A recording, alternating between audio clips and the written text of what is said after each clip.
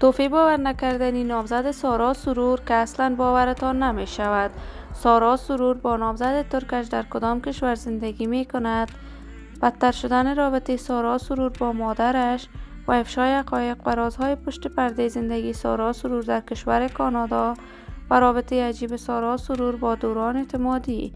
من در این ویدیو پیرامون حقایق همین ماجرا خواهم پرداخت. پس در ادامه با کانال دنیا اینفو باشید.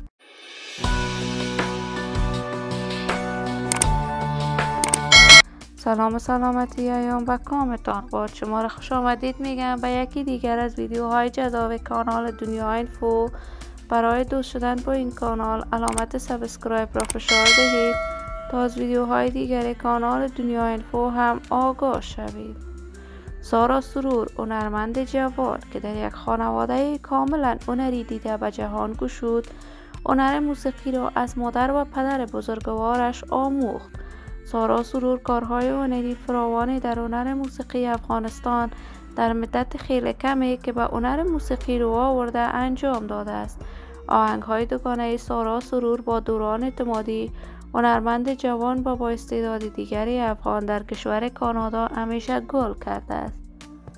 ریمیکس سال قبل سارا سرور با دوران اعتمادی بیشتر از 10 میلیون بار بازدید در یوتیوب را از آن خود کرده است.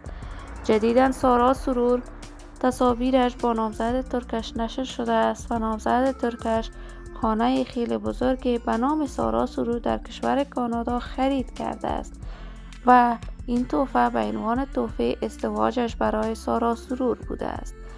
ولی سارا سرور رابطه خوبی با مادرش نداشته است.